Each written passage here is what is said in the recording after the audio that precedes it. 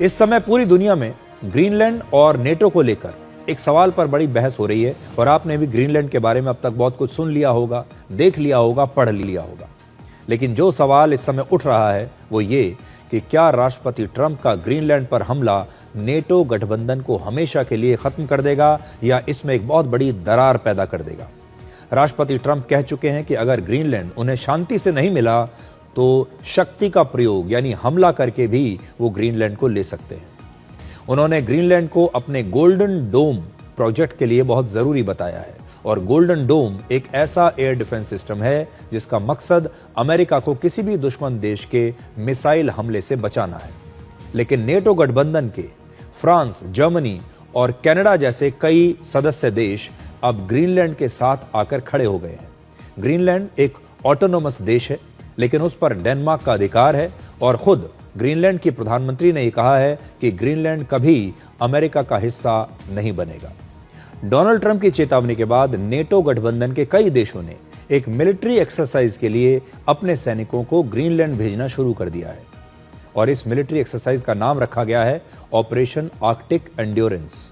ये exercise America का सांकेतिक विरोध करने और ग्रीनलैंड का समर्थन करने के लिए हो रही है।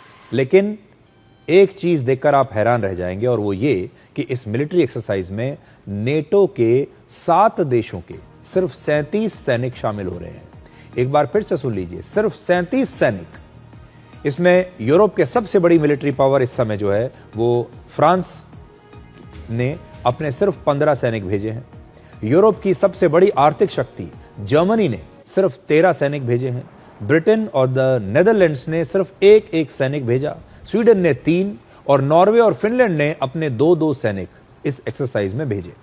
ये 37 सैनिक ये दिखा रहे हैं कि अमेरिका के बिना नेटो की ताकत कितनी कम है और नेटो अमेरिका पर किस हद तक निर्भर है।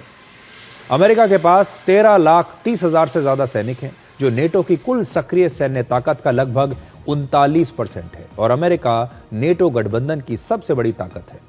नेटो में दूसरे नंबर पर तुर्की है, उसके पास 3.5 लाख सैनिक हैं। तीसरे नंबर पर फ्रांस, जिसके पास 2,03,000 सैनिक हैं। अमेरिका का सैन्य बजट ही लगभग 90 लाख करोड़ रुपए का है, जबकि नेटो के सभी देशों ने मिलकर वर्ष 2024 में करीब 135 लाख करोड़ रुपए खर्च किए थे।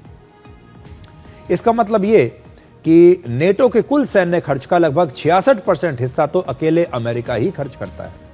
अब बड़ा सवाल यह है कि क्या नेटो के सभी देश मिलकर एक अकेले अमेरिका को रोकने की हैसियत रखते हैं?